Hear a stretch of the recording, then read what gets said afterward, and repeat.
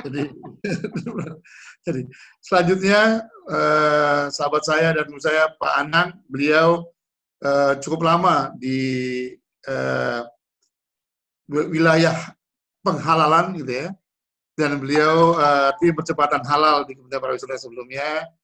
Jadi silakan Pak Anang, kami, dan beliaulah yang mempropori Indonesia menjadi nomor 1 di dunia untuk destinasi halal.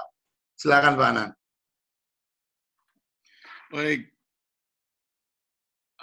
Bismillahirrahmanirrahim. Assalamualaikum warahmatullahi wabarakatuh.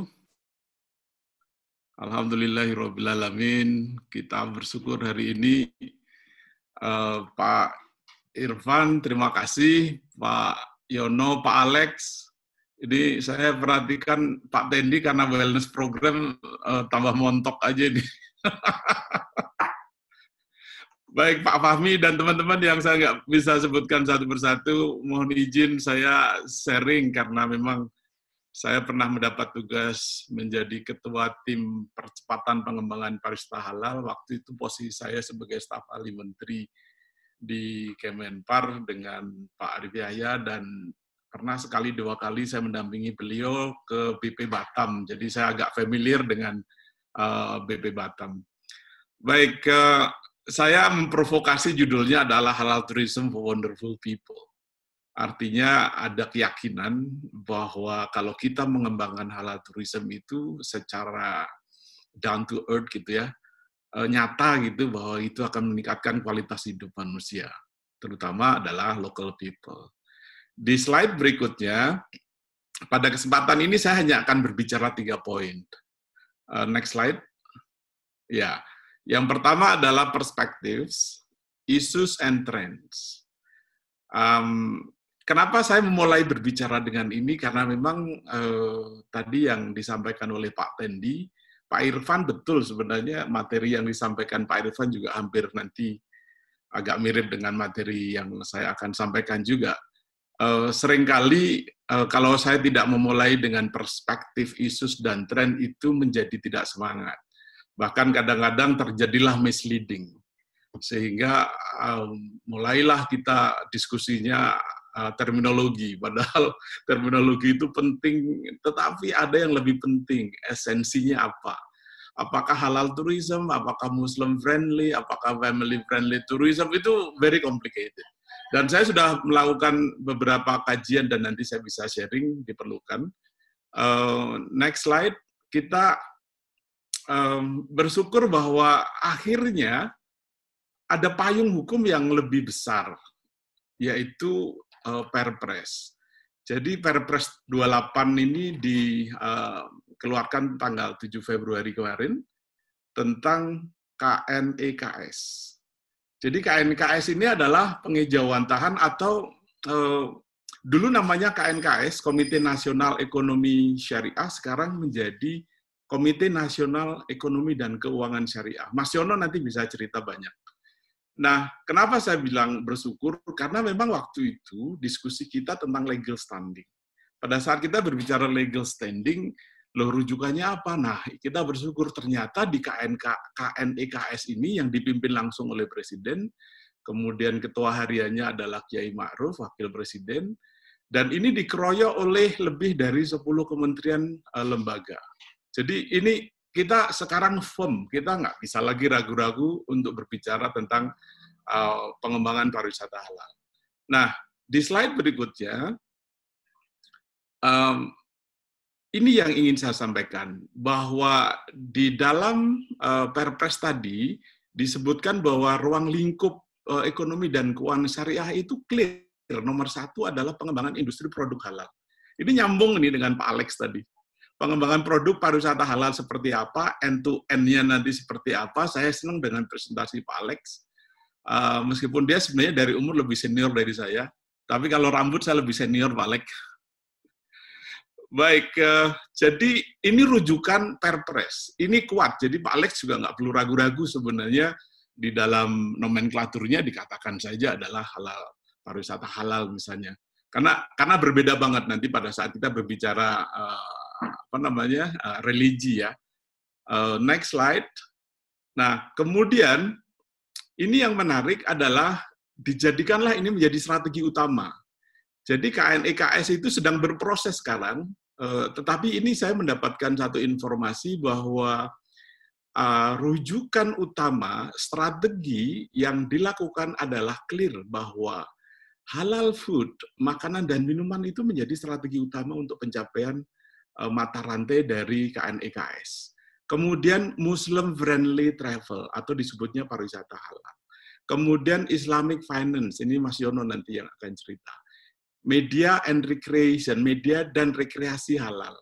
Yang lebih heboh adalah sekarang adalah fashion.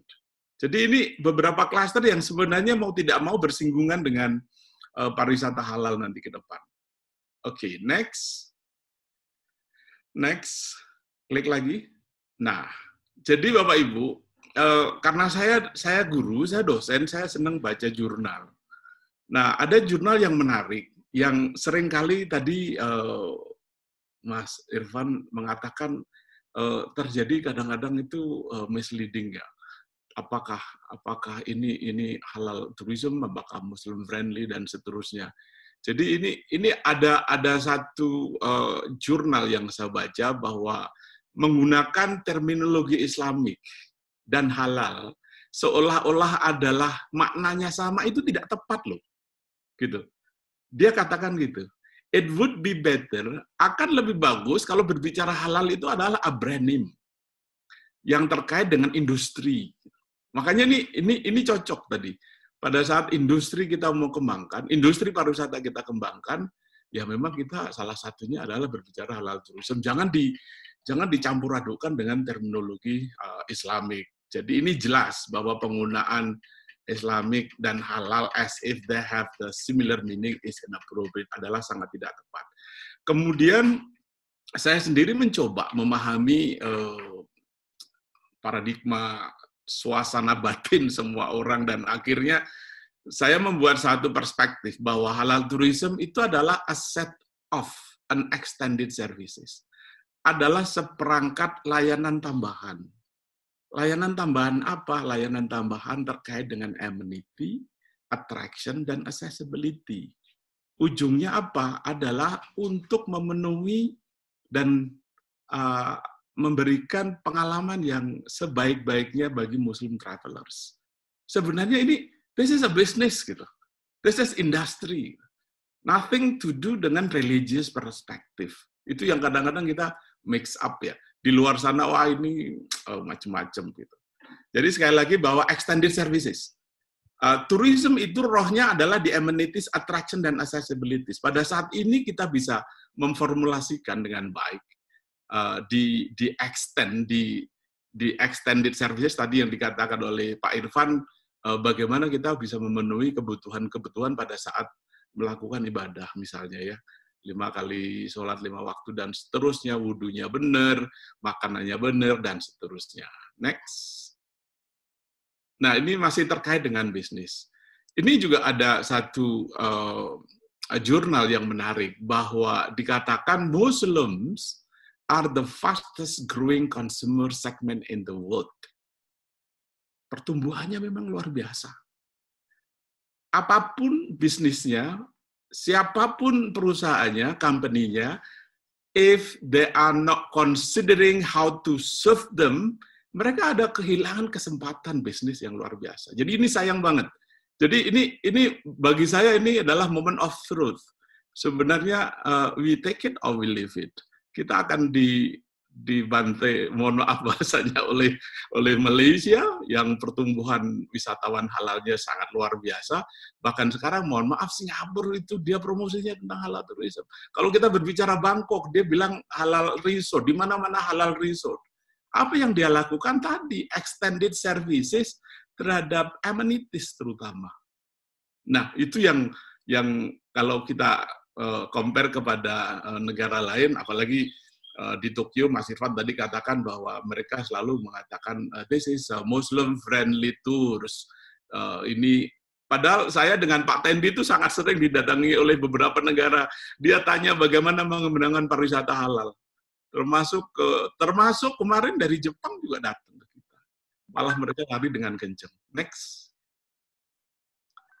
Nah, ini tren tadi sudah dibahas. Coba diklik lagi.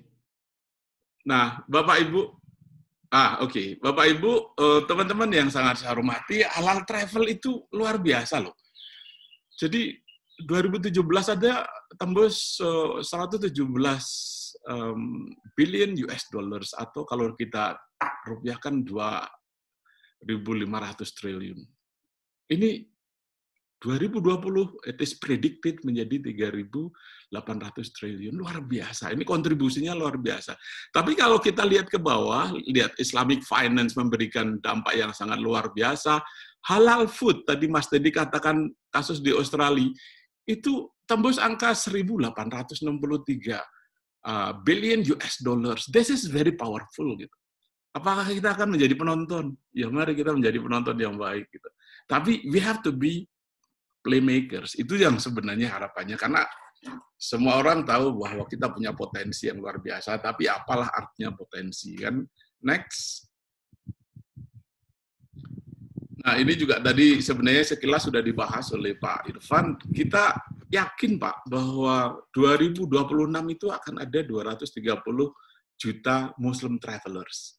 Mau kita apakan dengan COVID ini? Tadi kan, so what gitu? What is the next new normal? Adanya behavior changing, adanya adjustment, adanya protokol kesehatan.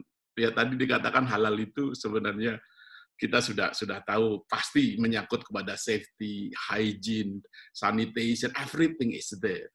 Jadi kita sebenarnya sudah sangat tepat. Batam apalagi sudah menjadi hub ya. Saya kira ini moment of truth. Pak Irfan saya mendukung, Pak Fahmi, kita semangat untuk mengembangkan pariwisata halal di Batam dan Kepri. Kepri itu luar biasa, Pak. Saya dari tahun 90-an itu sudah malang melintang di Kepri. I love it gitu. Bukan hanya gonggongnya yang buat saya jatuh cinta, tetapi itu memang luar biasa. Karakternya berbeda banget gitu. Dengan roh Melayunya, dengan Islamic culture-nya, itu luar biasa. Next. Nah, ini data yang kita harus antisipasi karena ada perubahan tadi, changing behavior. Millennials juga harus kita pertimbangkan karena most probably ini rule of thumb-nya katanya gitu ya, hampir 80% itu adalah millennial travelers. Nah, Muslim millennial travelers posisinya di mana nanti ini kita bisa jadikan rujukan. Sehingga strategi Pak Alex mengembangkan produk, strategi kita untuk mempromosikan nanti bisa tepat sasaran. Next. Oke, ini next. Oke, next. Ya, oke, good. Nah, teman-teman, saya ingin sharing tentang apa yang sudah kami lakukan di tim P3 Halal, tim percepatan pengembangan pariwisata halal. Jadi ini yang kami lakukan sebagai backbone, mengembangkannya bagaimana sih? Ini diskusinya panjang, Pak. BI, Mas Yono itu juga sering kita ganggu, DSN MUI kita ganggu, KNKS dulu, sekarang KNEKS kita ganggu, semua unsur ini kita ajak berbicara. Jadi intinya strategic plan of halal tourism ke depan kita betul-betul kepingin bahwa Indonesia as a world class halal tourism destination. Jadi produknya seperti apa? Karena rohnya itu kan di destination, makanya kita bilangnya as a halal tourism destination kita mau apain. Nah ini rujukannya adalah undang-undang kepariwisataan kita. Jadi kalau berbicara roh pengembangan pariwisata di Indonesia itu kan sebenarnya hanya ada 3. Diskusinya boleh 4, tetapi 3 ini saja sebenarnya. Bagaimana kita mengembangkan destinasi, bagaimana kita mengembangkan pemasarannya, dan industrinya bagaimana, kelembagaannya bagaimana. Ini kami obrak-abrik begitu dengan balance scorecard lah, pokoknya ilmunya agak dicampur aduk gitu, akhirnya hasilnya ini. Nah, harusnya halal tourism competitiveness index kita ini kita bisa jaga. Sehingga apa? Kalau kita jual, itu kita bisa mendapatkan foreign earning atau foreign exchange. Nah, di industri ini kita mau apain? Business competitiveness dan institution performance-nya kita canggih gitu. Nah, apa tujuan jangka menengah sampai 5 tahun ke depan? Itu international index ranking kita bagus. So far kita alhamdulillah berkat doa Pak Tendi dan kawan-kawan kita jadi ranking 1 waktu itu. Tidak gampang, tetapi memang inilah cara kita untuk mempersiapkan dengan baik. Nah, nanti saya akan paparkan bahwa di destinasi secara halal tourism kita memiliki 3 strategi. Di marketing ada 3 strategi. Di industri dan kelembagaan kita punya 3 strategi. Jadi total sebenarnya kalau kita fokus kepada 9 strategi ini, mau lokusnya diperkecil menjadi Batam gitu, ini sudah insya Allah sudah selesai. Selesai itu dalam arti ini bisa dilakukan adjustment dengan gampang. Jadi strategi pertama itu amenity, Pak. Bicara destinasi, Batam as the destination itu amenity-nya dulu. Nomor 2 adalah attraction. Nomor 3 adalah accessibility. Attraction tadi benar Pak Alex. Dan sebenarnya ini sudah dimulai oleh teman-teman dari Riau ya. Bagaimana kita menyiapkan atraksi-atraksi yang terkait dengan halal tourism. Mereka mengatakan ada triathlon. Halal triathlon. Dulu kan kita punya banyak bacaan bahwa sebenarnya bungkusannya itu kan bisa kita mengajari anak kita itu bagaimana dia bisa naik kuda, bisa memanah, bisa berenang. Nah, ini kalau dibikin satu package ini akan keren gitu. Nah, pengembangan pemasarannya terus terang ini tidak terlalu mudah, tetapi kita punya teman dekat namanya Singapura dan Malaysia. Dan itu adalah market segment yang sangat kuat. Karena kalau nggak salah ya, angkanya di Singapura itu yang Muslim itu kira-kira hampir 400.000. Itu angka yang sangat besar saya kira. Kita tidak berbicara Malaysia yang memang 60% penduduknya adalah Muslim. Dan dia sangat cinta dengan budaya karena ada cultural bound dengan Melayu culture-nya, saya kira ini sangat mudah. Sehingga marketing harus lari ke digital. Saya kira ini adalah sebuah keniscayaan. Sehingga kita menggunakan destination, origin, dan time preferences karena saya selalu diajarin bahwa tourism is a proximity gitu. Jadi kalau kita ingin membangun pariwisata lebih bagus, ya market orientasinya harus keterdekatan gitu. Makanya strategi Pak Irfan tadi udah benar. Nah, kemudian strategi promosinya kita pakai branding, advertising, dan selling, ini adalah biasa. Kemudian medianya kita pakai POC. Nah, industri mau diapain? Pak, industri itu ujungnya adalah di human capital, di human resource. Bagaimana competitiveness of services index? Kita tidak kalah dengan, mohon maaf, Thailand, Pak. Thailand itu human capital awareness-nya itu sangat tinggi. Mereka community dan industry involvement-nya. Sorry, saya pernah ke Songkla, kemudian turun ke Patani itu, Pak, sangat bersih, Pak. Di mana-mana itu ada halal corner. Pastry-nya juga halal. Aduh, saya ngiri banget ini. Wah, ayo Pak Alex, kita bergerak, Pak Alex, Pak Tendi, dan teman-teman. Sayang banget ini kalau dibiarkan. Jadi, human capital itu adalah kunci. Kemudian keterlibatan community banyak sekali. Saya kira Tanjung Pinang, Batam adalah sudah sangat aktif, karena Pak Tendi juga aktif di sana. Kemudian industrial development juga begitu. Tapi overall ini 5 tahun ke depan yang kita bisa lakukan. Current target dengan future target 2024 apa, ini sudah saya tulis di sini. Nah, yang selanjutnya yang ingin saya sampaikan adalah priority programs. Next slide. Oke. Strateginya 9, program prioritasnya 9. Mbak Helga, next slide. Nah, ini dia Bapak Ibu. Teman-teman, 9 prioritas ini bergerak, Pak. Angka ini menunjukkan, nomor 1 misalnya, kita harus melakukan campaign dan disseminasi of halal tourism. Ini ini strategi pertama, ini program pertama yang dia harus menjawab strategi pertama. Jadi kalau saya tulis S7 itu dia referring to strategi nomor 7. Kenapa campaign? Karena tadi Pak, ada diskusi yang tidak pernah habis, berbicara terminologi saja kita capek gitu. Padahal lebih dari sekedar itu, tapi kita nggak boleh capek untuk selalu mengatakan bahwa pariwisata halal adalah is just an extended services dan seterusnya. Kemudian certification and standardization dan seterusnya dan seterusnya. Nah, nomor 1, 2, dan 3 ini adalah prioritas pertama, prioritas klaster pertama.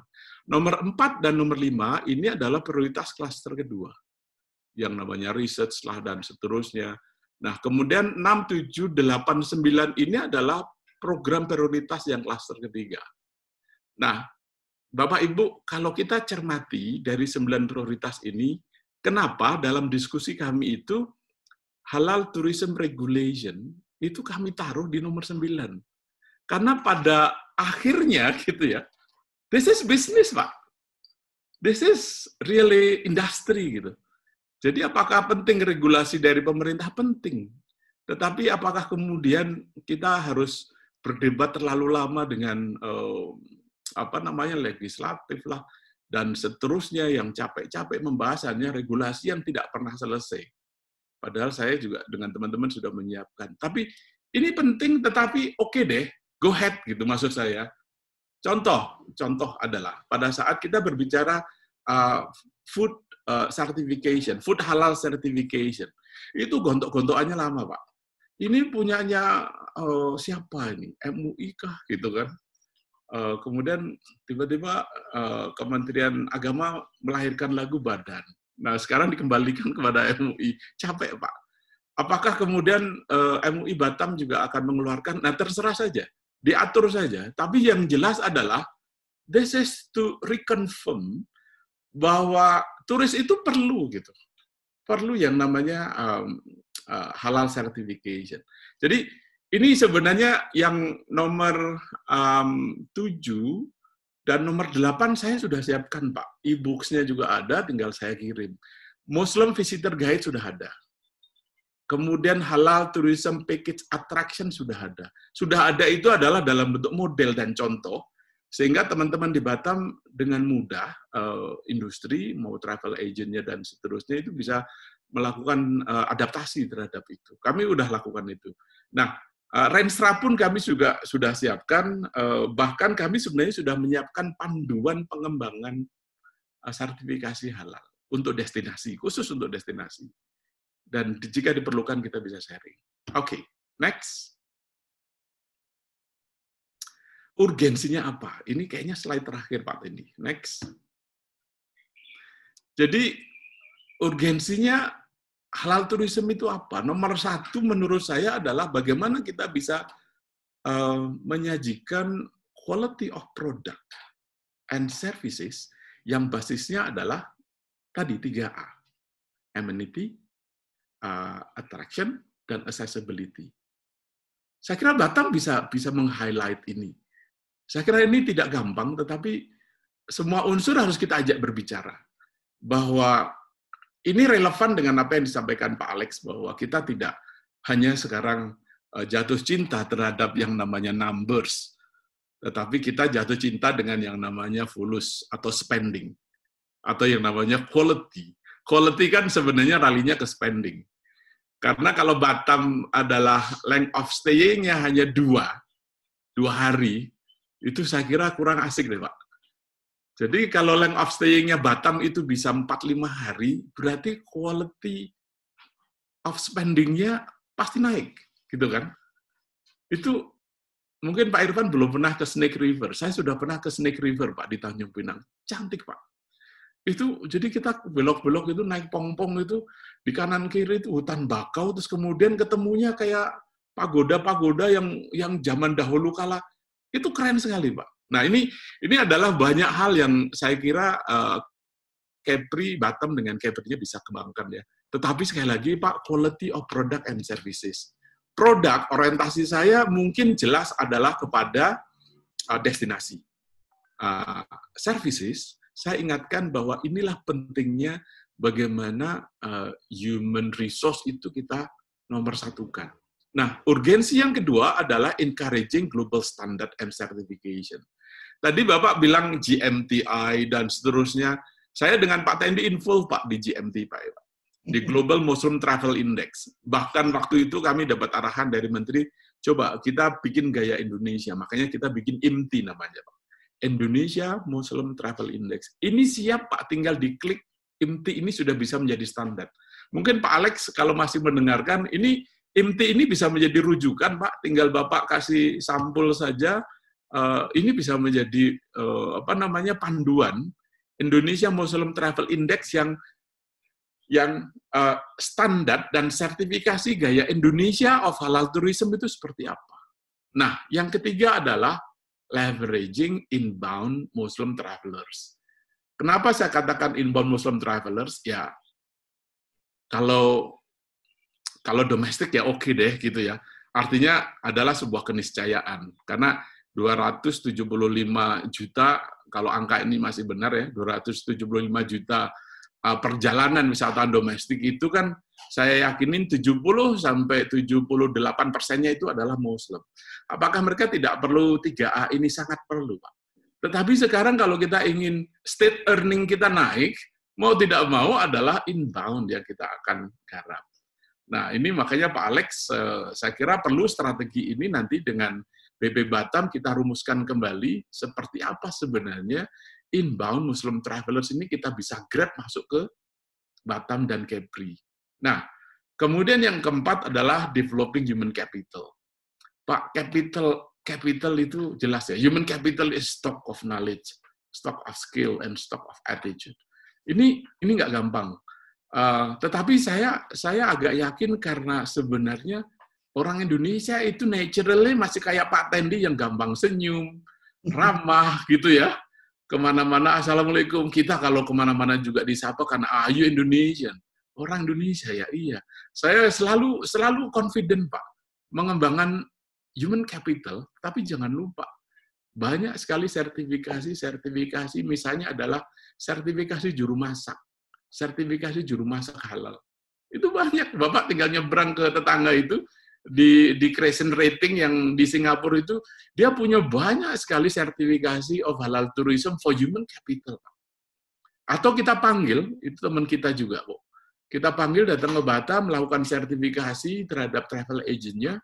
Pak, travel agent itu kan orientasinya adalah cepat, produknya banyak, atraksinya yang dia jual banyak.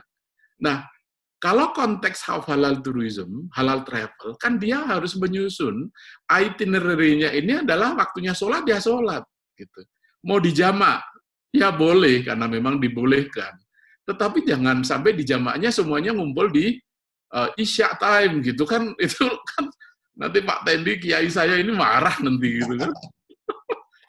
Nah, yang terakhir adalah aligning stakeholders. This is not easy, Pak. Indonesia dengan karakter yang relatively diversity-nya banyak. Jadi pengembangan pariwisata halal nggak bisa sendiri. Bapak harus ajak stakeholders yang lain. Dulu kita selalu didoktrin dengan cluster yang namanya pentahelix. Penta itu 5, helix itu adalah bounded, 5 bounded elements. A, B, C, G, M. Saya kira ini sudah menjadi common knowledge, teman-teman. Tapi saya ingin, this is not enough, gitu. Saya ingin mengatakan, mendingan pentahelix plus deh. Plusnya apa? Politician.